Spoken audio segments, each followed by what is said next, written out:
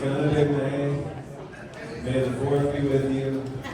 All of the sayings that come along with this beautiful month. I'm so excited. Thank you everyone for joining us for this month of May.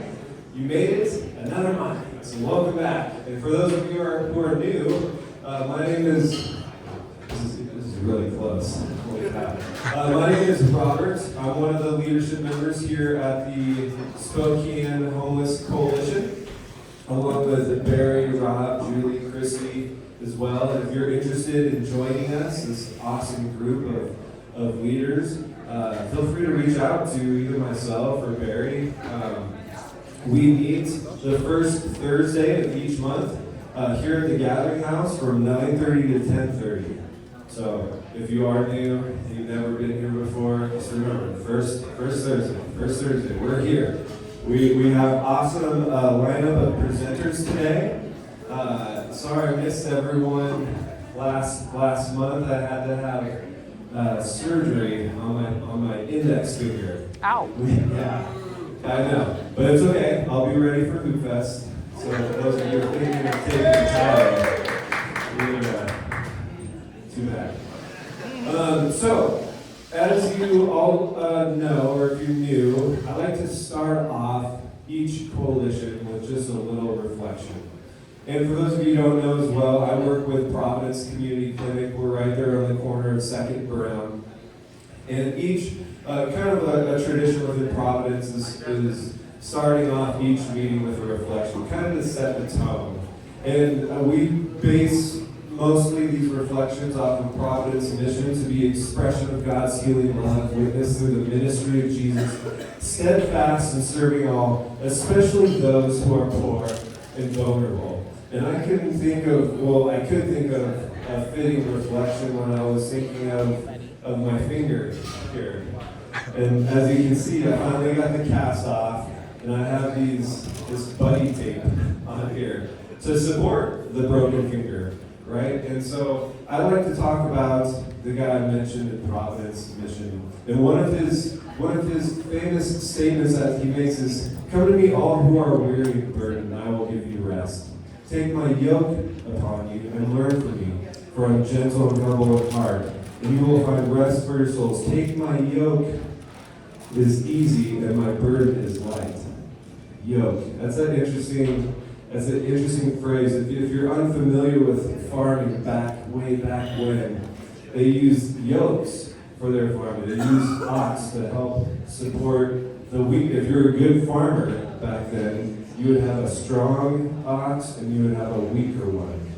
And that strong ox would do the majority of the work in pulling, so that's why they had a yoke. So he's saying, take my yoke upon you, for my burden is easy. So think of that. I thought of that because of my finger and the support that my finger needs right now, because it is still very weak. I hope I don't drop this microphone. But again, thank you so much for taking the time to listen to these reflections. I know they can get out there, and I recognize that we all have different faith and belief systems and backgrounds, so thank you for indulging me with your ear. So first up, I want to bring up Eric is going to make a quick announcement about the Spokane Valley Homeless Connect. Eric, welcome to the stage. Hi, Eric Robinson with City of Spokane Valley. I'm part of the committee that helps to organize Homeless Connect each year, and part of that is also the Spokane Valley Connect, which takes place in May.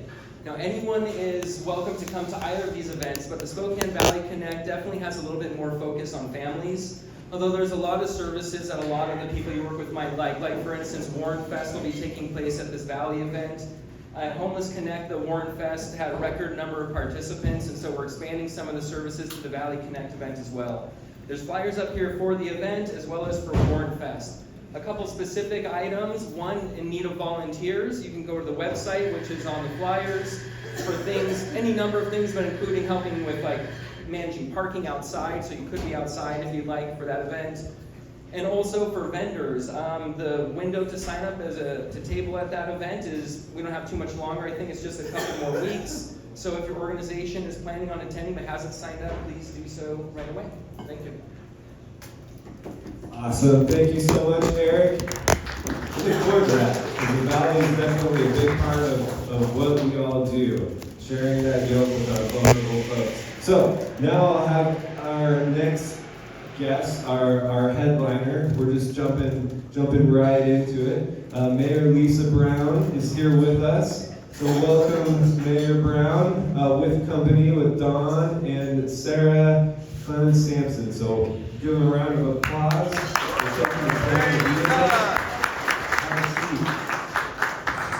We've shared microphone. Welcome back, Sarah. Welcome back, Dawn. And welcome back, Mayor.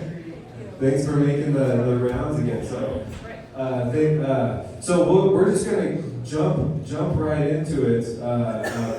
But first, I was hoping you could just give a general overview of kind of your address, and specifically as it relates to homelessness. I know there's some topics that you mentioned in there, so take it away. Well, thank you, Robert, and everyone that's here. I have to start with just expressing my gratitude for all you do, and the way people have come together, how you came together in the winter, and were very helpful as we declared a state of emergency and worked to create additional places for people to stay during the cold weather.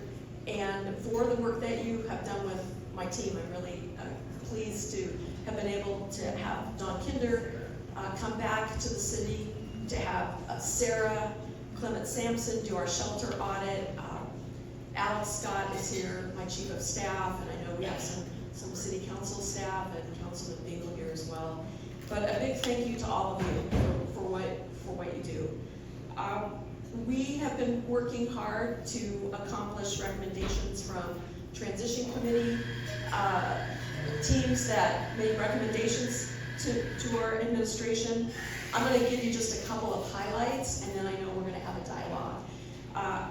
You know about the shelter audit, and the shelter audit recommendations will be released in the coming days, but I'm here to give you the preview before the public release, and you won't be surprised, but trends from the audit in terms of recommendations made by you as the providers are to move away from large congregate shelter model and really move to that smaller, more scattered site approach of administering both emergency warming beds as well as sheltering. The other key recommendation is to establish coordinated navigation services, and so we are moving forward on that as well. I'll turn to Dawn to give more details about that in a moment. I want to thank the legislature, who we jumped right in with a short legislative session, but we were able to achieve two things. A $4 million appropriation, it's a one-time appropriation, but that will help us with the decommissioning of track. And Dan is happy about that. And I also want to thank the new leadership of the Salvation Army, who's been very cooperative in working with us on both the modification of the contract and working through this process of decommissioning track. We also received a $1 million appropriation. Shout out in particular to Representative Marcus Riccelli, who helped track this, for coordination and enhancement of street medicine and homeless outreach. And so in addition to the work that's already happening by Providence, by Chaz, by other providers, we hope to be able to use this $1 million to really coordinate, create more after hours, weekend services, and a more coordinated system. I also want to do a shout out to our new Assistant City Administrator for Community Safety, Maggie Yates. She's leading a coordinated process within the city. We've got police, fire, homeless services, courts, prosecutors, defenders, all at a table, talking about things that we could do better together and in a more coordinated fashion. And a special recognition of our new fire chief, Chief Julie Oberg, who's very committed to building out coordinated co-response with mental health and social work services, so that after an emergency response, there is follow-up casework response that will ideally be more responsive to the individual's needs, as well as help reduce that cycle of repeated emergency room visits and address people's needs at that point in time. She's very committed to that. It's part of what we're proposing in our community safety levy to be able to expand and keep that moving forward. We've got data partnerships underway with the regional health district, the county, and the valley, and we are focusing on hiring, training staff, reestablishing partnerships, and then finally, you're probably aware that in 2019, the City Council passed what was called the 1590 ordinance based on the House Bill 1590, which gave us the ability to raise funds locally for affordable housing. And you're probably also aware that none of that money has gotten out the door yet. Now, that's going to change within the next month. Dawn's team, we will be issuing the RFP for partnering with our housing providers to get more affordable housing constructed and leveraged with local dollars. So that's actually quite a lot, I think. Yeah. But I'll stop there so we can have more of a dialogue. Definitely, yeah. Trying to steal my thunder. But yeah, thank you. Thank you again for that update. But first, we'll circle back on a few of those items. But the first one wanted to chat about would be circling back to the track, the decommission of track. So it seems like their funding was approved for another month during that time period. What is the plan for the decommission of track as far as the people currently staying there? Maybe findings you found in the shelter audit as well. But what are the next steps we as a community seeing that this will impact the homelessness system as a whole, losing a location for our community members? So right now, as you mentioned, Robert, this week you approved a 1-month extension for track as we've been finalizing the details of a longer contract amendment. So that amendment will come through this month for council approval that will extend us to August or September. With the idea that by the end of September, track has been decommissioned. We also plan in utilizing the funds that the state legislature has awarded us for the decommissioning of track to go out for RFP in the coming weeks, both for navigation center, as well as some small scatter site shelter locations and surge bed capacity for the heating, cooling, smoke seasons. With the idea that in August, September, we're starting to ramp those locations and services up while we're working with TSA on the ramp down of track. So we are building into that amendment with track the ability to decrease beds as new options come online, or to increase beds if we see a particularly hot surge before we're able to decommission it totally altogether. But track's leadership and TSA leadership have been very proactive in coming to us with solutions both on cost for services as well as for ideas on how we can coordinate this process. Because there are, as you mentioned, 250 or so people still utilizing that location. So the goal is to really bring new services online over the end of summer and early fall. We'll also decommissioning track so that we don't close something before any kind of new services open. Yes, and with that, during the address yesterday, the day before, Tuesday, it was mentioned regarding the House of Charity and kind of slowly either relocating it or moving it. So if the intention is to decommission track, kind of what seems to be at the same time frame of another shelter, has there been scattered site locations identified to help accommodate this? Well, the RFP will be part of identifying the different locations that are available, And I want to emphasize this, as Dawn did, this is also surge locations for existing providers, and want to acknowledge how quickly people stepped up. I know the model was already being developed in the fall, but Julie and others, the churches that came in with temporary locations for 20 people each, that is could be part of the model in the future, and expanding that.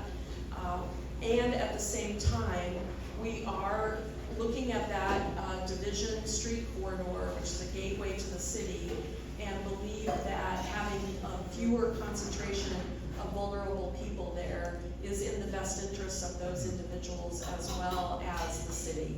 And so good conversations underway with both compassion and addiction treatment and Catholic Charities and the House of Charities to talk about a change of location, and in the case of the House of Charity, a change in model, because it's not a question of another large congregate shelter, but again, smaller sites and more emphasis on transitional sites. So ideally, this is the vision that others have talked about for a long time.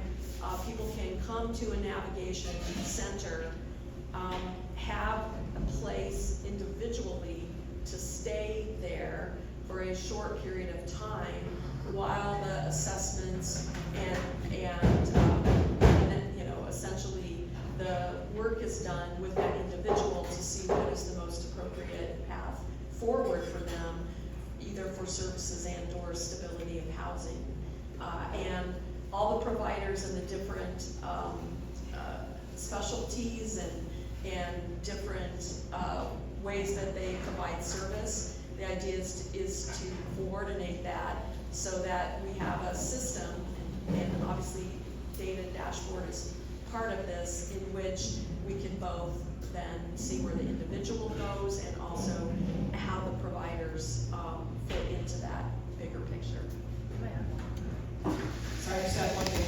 On the note of House of Charity and the timeline around decommissioning track, the idea, as Mayor mentioned, is a model transition as well for House of Charity, not a removal of every single one of those beds. So we would not close House of Charity until their transformative model is able to be put elsewhere. I think that's an important clarification, because it's not taking all those beds out at once. It's really about extending. Once we've set up a new location for their new model, which would look more like a Catalyst 2, then we would be able to decommission House of Charity, but it wouldn't be just a complete removal of those beds from the system. And I want to add that we have a good dialogue going with the City Council in order to approve utilization of some of our remaining federal ARPA dollars to help with this transition. So it might seem a little confusing. Everybody knows we have a significant budget deficit, and that we're proposing a community safety levy that will be on the ballot in August. But at the same time, I'm talking about other funds that we're utilizing. They're all one-time funds, either ARPA funds or legislative funds, and that's why, in order to keep the momentum moving forward, we are asking that people approve the community safety levy. And speaking of funds, can you chat, maybe Dawn can explain just kind of the HHOS funding and basically process of reviewing how those were awarded, when were they awarded, and maybe just a general overview for those who are new to the funding structure of what HHOS is. Yeah, and this is I should have brought a slide deck, because this is a lot to try and say and have people remember, but HHOS stands for Homeless Housing and Operation Services. Funds is actually a consolidation of 5 funding streams that the city administers that are both state, federal, and local dollars that we put out one joint RFP called the HHOS RFP. But it includes funds from HUD, from Commerce, from DSHS, and from the city council allocation as well. Those funds went out for RFP, as many of you probably know, end of last summer, early fall, and the CHHS board, who makes those funding recommendations, brought those first proposals out for recommendations in December of last year under the prior administration and prior CHHS leadership. Those contracts were slated to go to council for approval early in Mayor Brown's administration. The challenge we had at that point was that the math in the RFP was inaccurate, and the way that funds had been awarded was not compliant with regulation or the actual amount of money we had to put out into the community.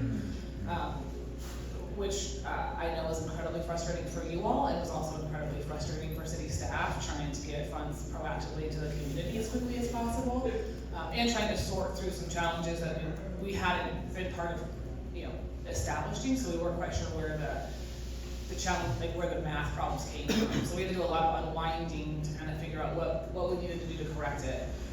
Part of what we identified is that in the previous process, the HHOS allocations were not comparing intervention type to intervention type either, and so we had some systems very well funded and other interventions completely defunded, where we were going to have entire projects closed down.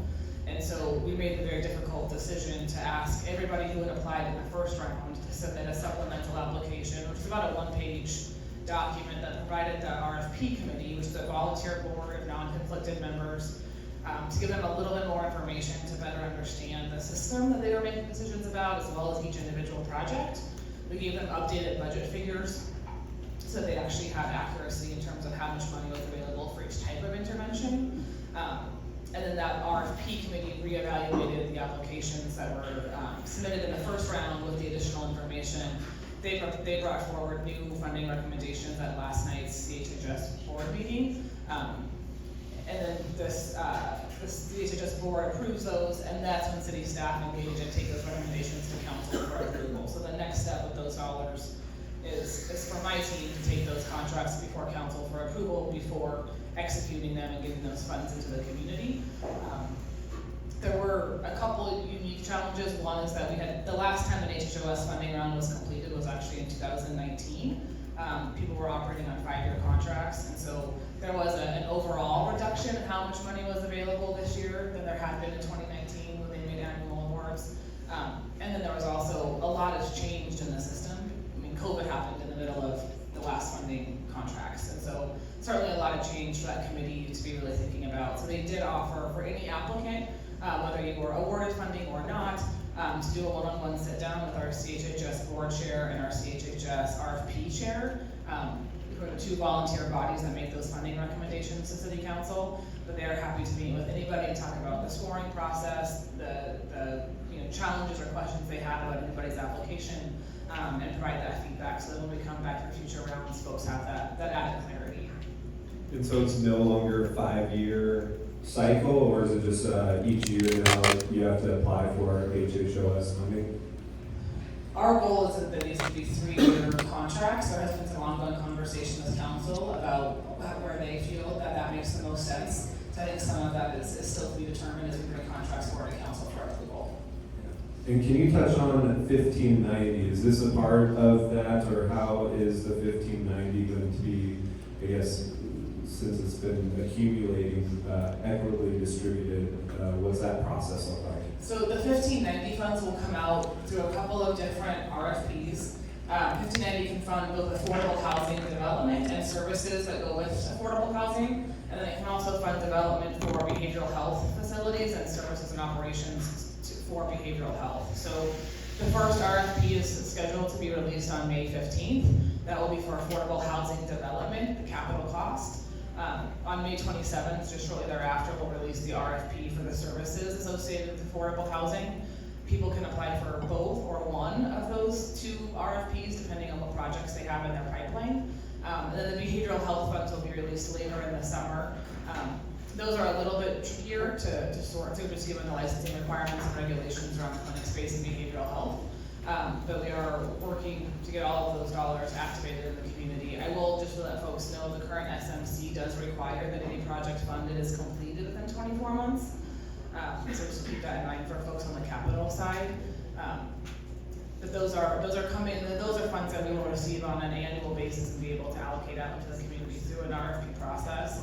It will follow the same process that our other dollars track, where our Affordable Housing Committee of the Community Housing and Human Services Board along with members of the Housing Action Subcommittee and the Equity Committee through Council, will review and score those applications and then make recommendations to the board for funding, and then the board will then forward recommendations on to City Council for approval. Great. And how do these align, these distributions or allocation of funding align with the continuum of care boards structure and their five-year strategic plan that they're renewing? Is there any alignment with that plan? Yeah, so I should have had more coffee, Robert, you're coming up. All the president. No, they do, so any of those allocations will, any federal or state allocation of funds does come with a requirement to be consistent with the 5-year plan to end homelessness, which is managed by a different board, which you are all familiar with, the continuum of care. Our intent as the city is we typically pass that requirement to any project we're funding around affordable housing or homelessness services. Affordable housing in 1590 can include AMIs up to 60%, which kind of gets a little bit high on the COC end, but the intent would be that anything we're funding is in alignment with both the consolidated plan around affordable housing development for Spokane, as well as the COC's 5-year plan to end homelessness. That plan is also in its planning stage for the next 5 years, and the COC has started that process. I would encourage folks to engage in that through the committees that you all sit on and the board meetings themselves, because that plan will certainly inform what the next 5 years of investment look like as well. And I guess I would add, we're very mindful of timelines at the state level too. And the idea here is to be able to utilize our local funds in a way that maximizes our leverage with state and or federal funds as well. And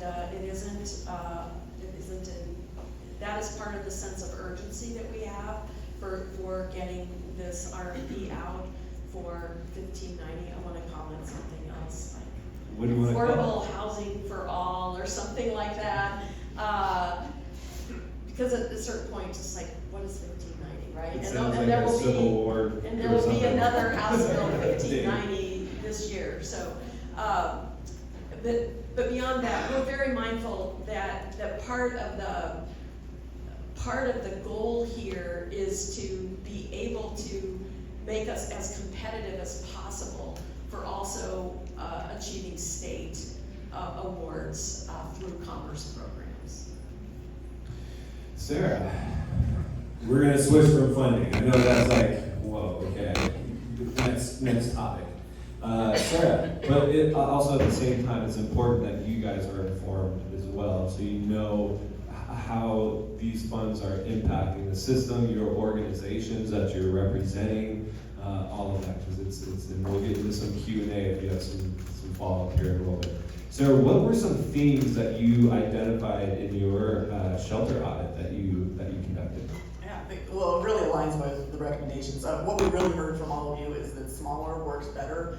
Even at TRAC, just reducing the 100 people when I went to go visit them, that was huge for them just because the relationships are key, and that's what we heard. It's you guys building relationships with people that really gets people out of homelessness, not necessarily the structures or anything like that. It's the ability to build trust and relationship. And even I visited with people that are currently on the streets but not engaged with the shelter system, and that's what they even mentioned, is just a place where they felt safe.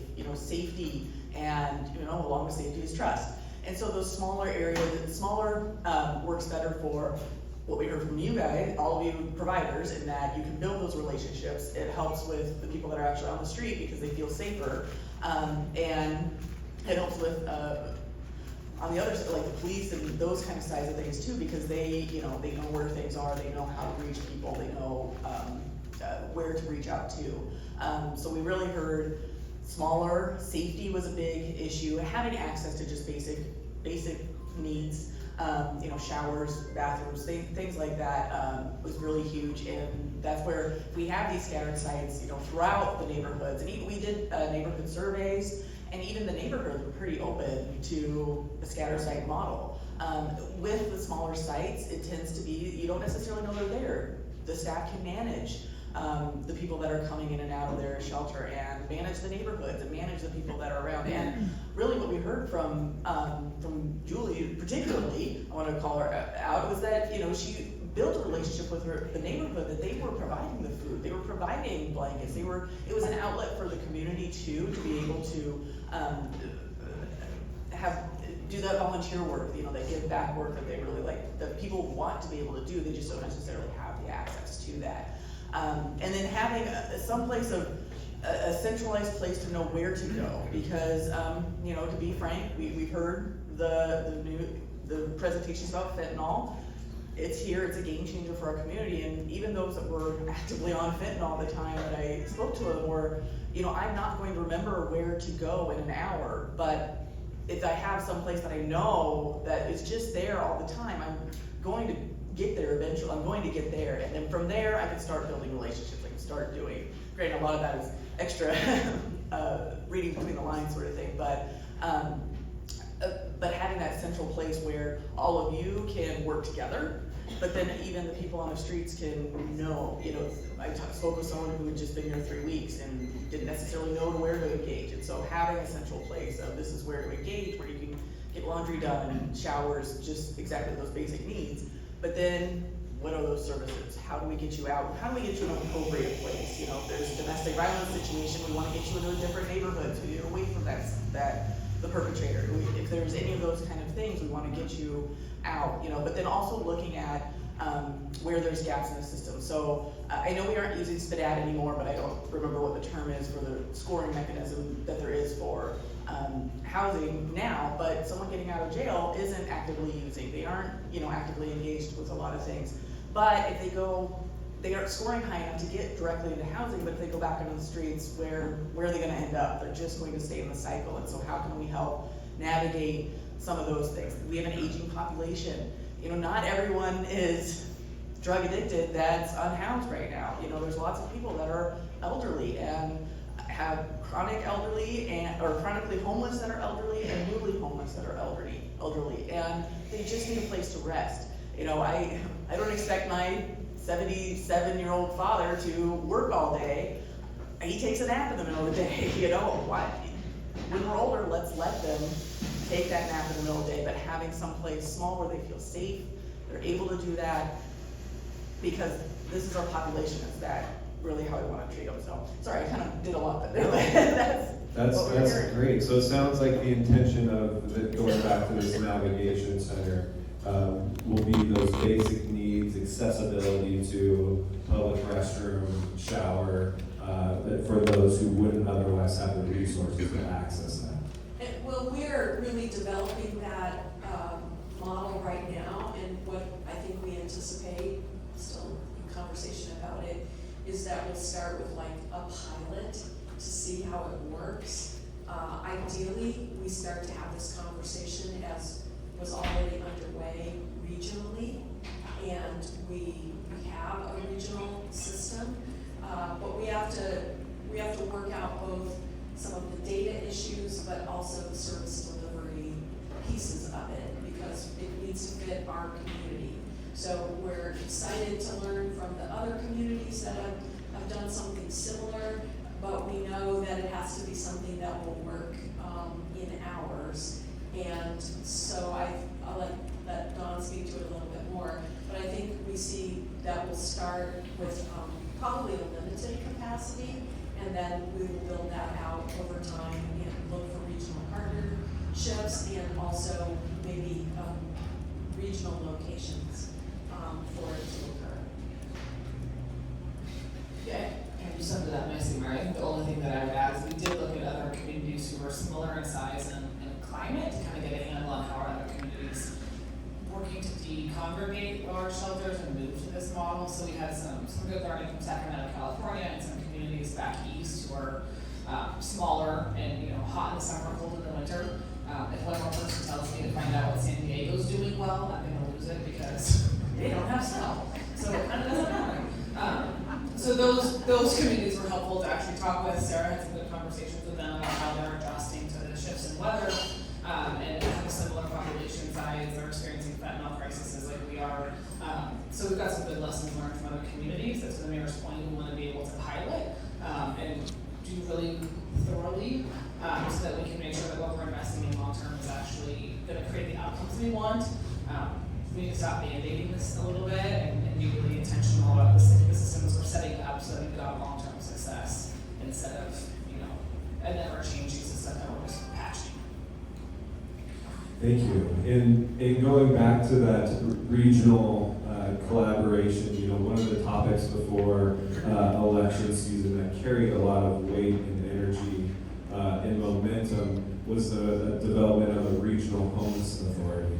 I just wanted to kind of get your thoughts on kind of the progress of that, where it stands now, the intention behind it, where does that energy that we've accumulated go to?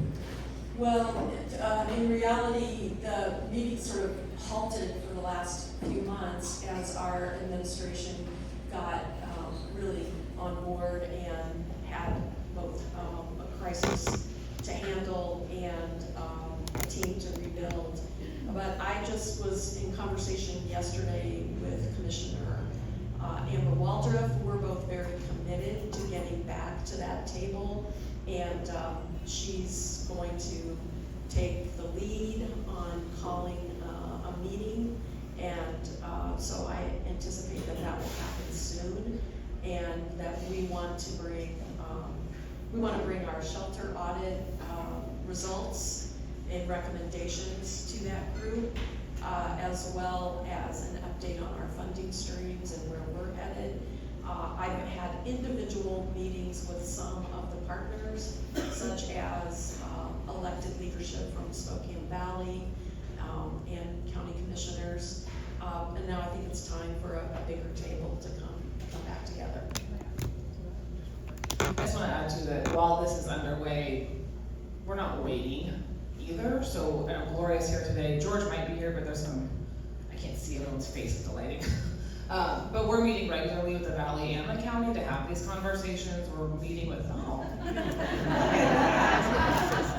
that was very fancy. So yeah. I still can't see if George is here, but the county is here. They're with us as well. I think what's really important about that is we're working on both data sharing with the county and the Valley, bringing SRHG to the table to help overlay our data with their data around community trends, healthcare, K-12 education outcomes, and being really intentional about how it is the county and the Valley and the city partnering together. I can say that having been at the city before with different leadership in the county, we were not able to do that. And so having George and Gloria both so willing to sit down and have really intentional conversations has been a pretty incredible thing. We had some really fun brainstorming last Friday. That's out, Gloria, but I left feeling super excited about where those partnerships are headed with our different municipalities. So I think the larger conversation is certainly coming to the table, but I think we're also, as the county, the city, and the Valley, not waiting for that and really working together now on how do we get strategic about, what can the county do in the rural communities that offset what the city's doing in the urban region while the Valley's kind of supporting that suburban zone, and just trying to be strategic and thoughtful starting now, knowing that there's additional conversations coming. Could I also just add that in relationship to the mention of fentanyl and the crisis there, the city council just approved a recommendation that we made. We have some opioid settlement funds that are coming in. They come in at the regional level, but also at the local level. And there's a table that we'll be talking about how to address that at the regional level. But at the local level, I didn't want to just sit on those dollars. And so the Community Safety Work Group and Maggie Yates made a recommendation that we forwarded to City Council and they approved. So $500,000 will be going to the CARES program of the Spokane Fire Department to build out that casework ability to follow up on people with the emergency. And then $500,000 will be going to recreate a process known as it used to be called the Hot Spotter program. We're talking about it as the High Utilizer Complex Care initiative, and really focusing in on the small number of people in the population who really have a huge impact because they are cycling so rapidly from street to emergency room or street to jail and back again.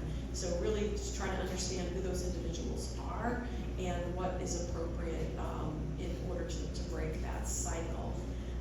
The street medicine funding that we receive from the legislature is also $1 million.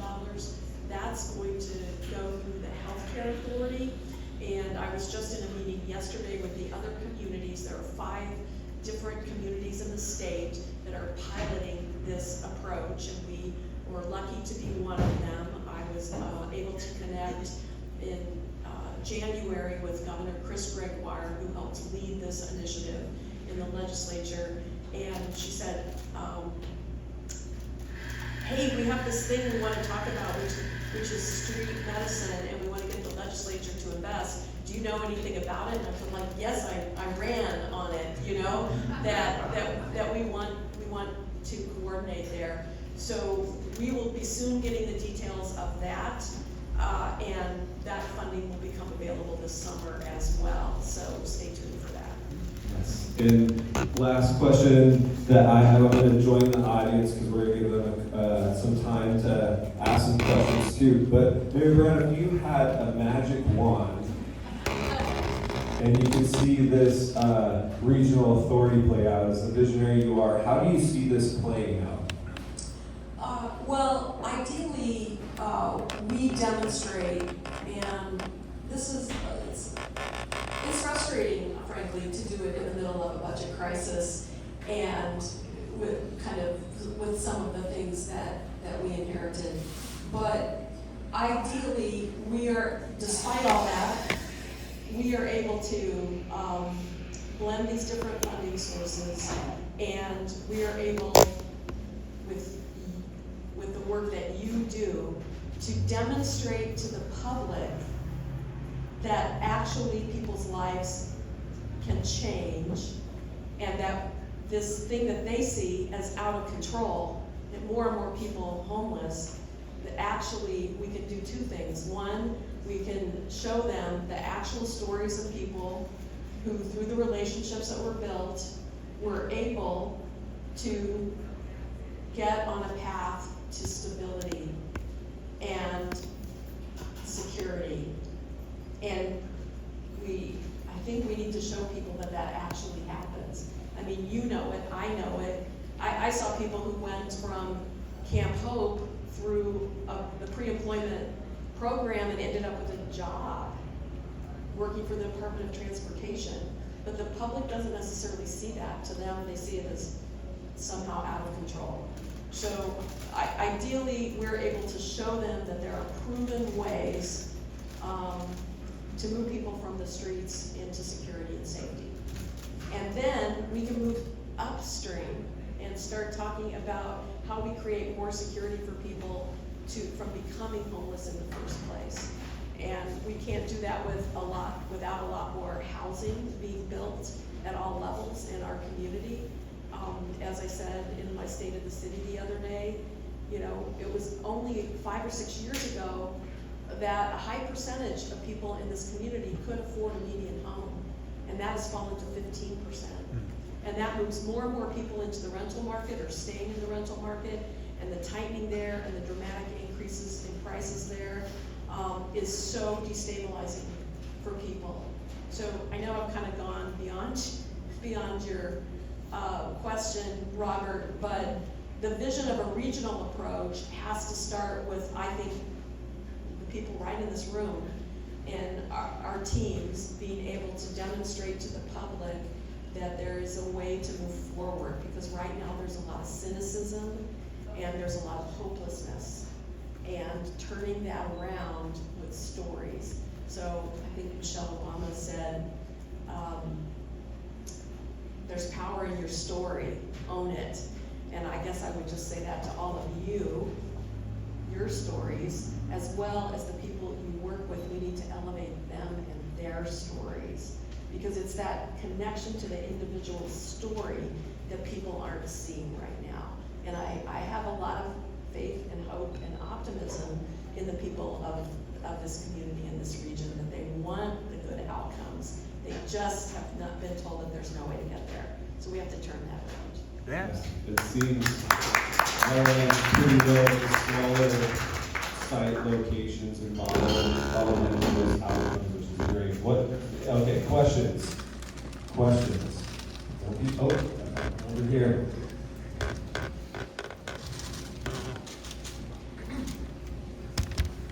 Sorry, this isn't necessarily a question per se, but I just wanted to make a clarification. I'm Amy Johnson, I'm a singles coordinator at Freely this now for singles population.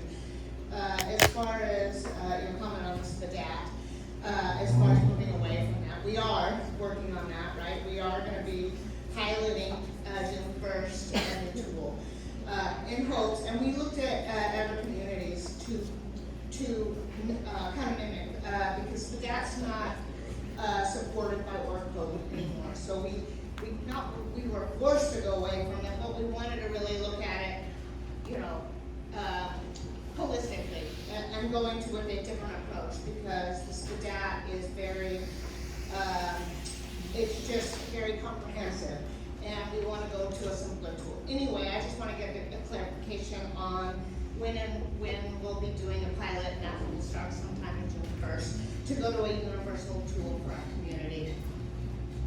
Thank you very much. Question back here, Mr. Dale. Good morning, Mayor and Don. Nice to see you.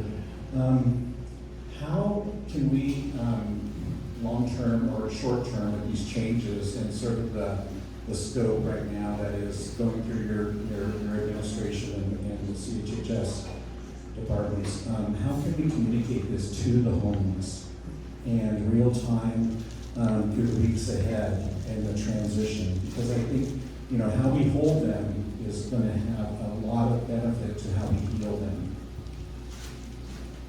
That's an excellent question. I want to think about it for a second and put Don on the spot. Happy to. Yeah, so I think, I mean, Dale, to me, that's where a lot of you all come in, right? The city's not an effective communicator with the folks who all are serving, I get that. Mayor and I had a great meeting last week or the week before with Larry, and she had a great idea around creating some monthly or bi-monthly newsletters that the city can put out to you all, to our providers, to help provide that level of clarity that you can then help share and inform with the folks you're serving. I think part of it too comes down to some changes that we are making around public safety and the HOT team and how they're engaging and communicating with the folks that we're serving.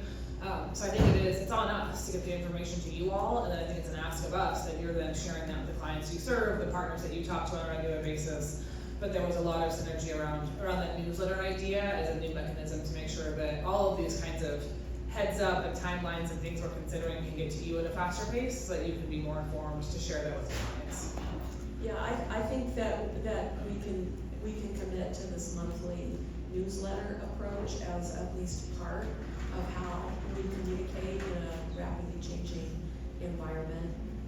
I would add too, and this has been a pet peeve of mine, but I think historically the city has done a lot of facilitated conversations with the provider community at various, whether it's the Homeless Coalition, the COC, or just calling convenings together. We're aware that hasn't happened for the last couple of years, and it's certainly on our list to bring those facilitated conversations back to the table as kind of ad hoc, as needed opportunities for us to share updates in person. So those will be coming too. Question over here.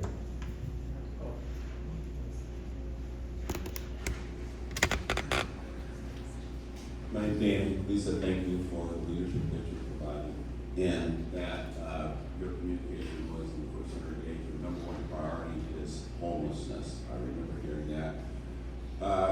I support the little small shelters. My question is, I live in Meade, and many live on the South Hill. It seems like so often that those locations are in the poor areas, so they have to bear that. So what is your thoughts in regards to where are these going to be located, other than, I visited one of the warming shelters and over on the west side, northwest. So what's your thoughts on that? Well, that weighs heavily on me too, and frankly, Danny, also the community safety levy, which would enable us to keep all this momentum moving forward. That weighs heavily on me because it's tough to ask that of folks when we already know about a third of our families are economically challenged. I think that part of it is showing that things work. feedback we got about the emergency warming center model in churches was obviously nothing's completely flawless, but that it worked. And so, to me, that means that perhaps some of the churches in maybe higher income neighborhoods will be willing to give that a shot. And I visited one in my old neighborhood in Cary. It's a solid middle class neighborhood, and it was working just fine there. So I think part of it again is demonstrating, because as I talked to people all over the community last year, high up the south side and high up the north side, I ran into people who said, I'd like to be actually part of the solution, I just don't know how. So I think that it is going to be incumbent upon us to have this dialogue with the whole community. And I can't underestimate how significant it is, the conversations you have with your friends and family, because your credibility is really part of what it's all about. I'm always going to be seen as a politician, no matter what, right? And there's some people, they'll just put that framework over whatever I say. Oh, she's a politician, so she'll just say what I want to hear. But I don't think that same thing goes to all of you. I think that your credibility and the credibility of your organizations is really what is the foundation of what will be our eventual pivot point in turning this around. One back here. Before we go, can I also say that it did, there were questions that it was mentioned about all 29 of the neighborhood councils kind of taking this on of, challenge to them. And as an independent person, not, part of the city, with this, the drawdown of track in the summertime, I think it's a great opportunity to engage the churches, because the majority of people that are harmed in the summer and the heat are housed. And they're elderly and they can't go anywhere. So those air-conditioned churches that have access to that, and they're in the neighborhoods where these people are that can't necessarily get far, it's a great opportunity to start engaging the churches in these kind of ways. And that's really incumbent of all of you to engage that with your church and your church council and leadership. But it is part of the recommendations that the scattered sites go out to all 29. And then hopefully, because it was written, the recommendations are in line with the Valley ordinances, that potentially this could go even further than that in terms of the county as well. Well, first off, I wanted to say thank you for something, Mayor, that you said just a minute ago. I'm Blake from American Behavioral Health Systems, and as you know, we're SUD, COD treatment.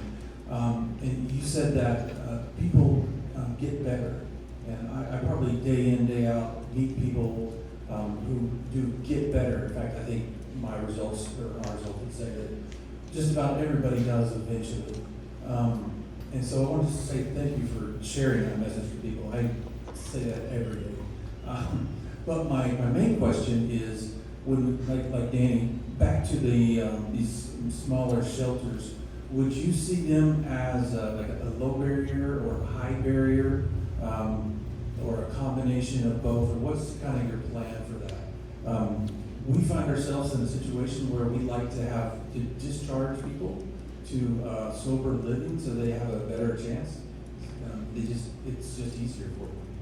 Yeah, absolutely. I mean, I think what Don has really helped me understand is, I don't know exactly the right analogy for this beyond pipeline, but it's kind of a pipeline, right? We need more affordable housing, but we definitely need more transitional places for people to be.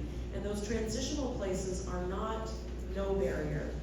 They are, in fact, places with rules that can help people maintain sobriety and stay in treatment. And maybe you want to speak to that with your experience at Catalyst. Yeah, I think there's a couple different ways to answer the question. I think one thing for people just to know is that there are certain types of money that will only pay for low barrier shelter, and it's not a city-based decision. So there's that factor in the room.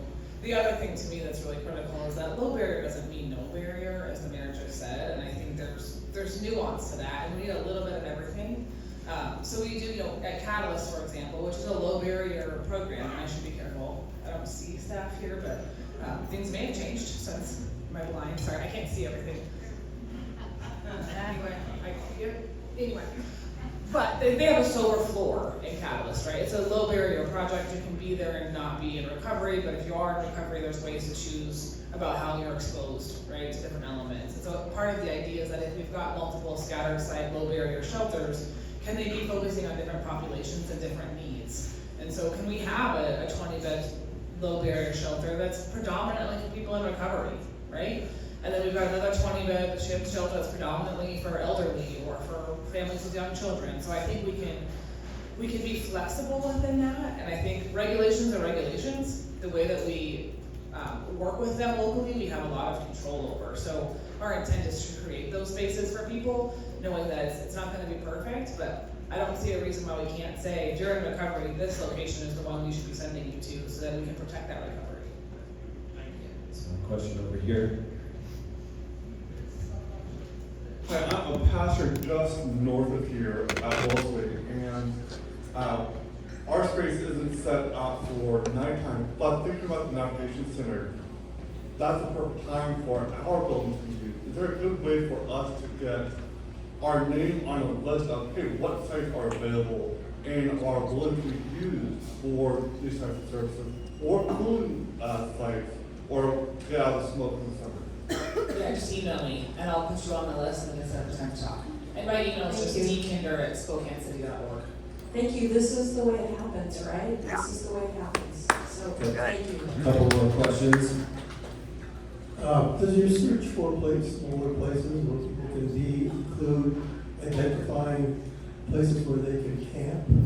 Say it's in lesser numbers, 10 to 20 tenants, small communities, and not shoved way out of sight, but I've asked myself that question, we haven't answered it yet, but now that you've asked it, I think we will have that conversation.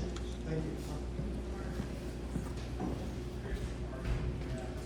So my question is it's more of a question, but it's also a recommendation, is that if we are going to do scattered site models throughout the city, then these churches have some issues to be able to do that. And we run into this problem on many occasions, is plumbing systems for churches to utilize that space. In both locations that we have, we've installed showers, which then is an impact on those.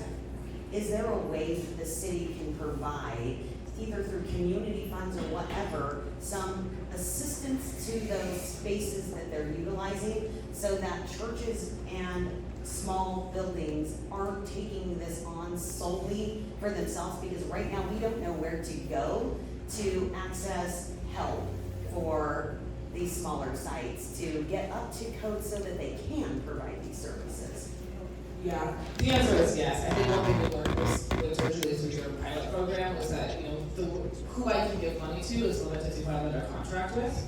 And so looking to, as we roll out additional contracts, what do we need to have in place, whether it's with the operator in the church or with the city in the church, so that we can make some of those investments. And then also bring utilities to the table in terms of the waivers and incentives they have.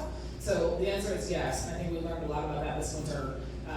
Because the challenge was we had a contract with you and not with the church, and then my money lines end. And so how do we do a better job in a permanent state so we don't have that revolving door problem? So yes, absolutely. And that was a huge credit to you for kind of helping us figure out, okay, good. So we are over time, so this will be our last question. Pressure on you with the last question. Good morning, Mayor, Ron, Sarah, good to see you all. My name's Ron, I'm a long former member of staff or SNAP, and long former past board president of Family Promise in Spokane. I'm also a current volunteer at the Cop Shop up at Shale Center. And many of the citizens that come and talk to me at the Cop Shop are very concerned about the prospect of camping by unhoused people in parks and other public facilities.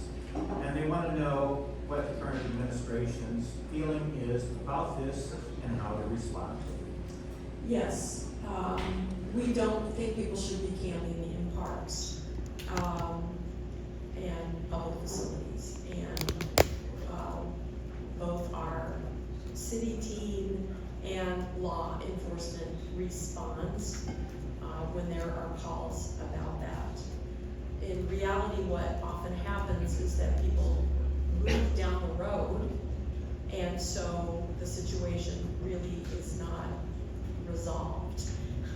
And so that's why I think that, again, just to bring it back around, that's a piece of this community safety levy as well.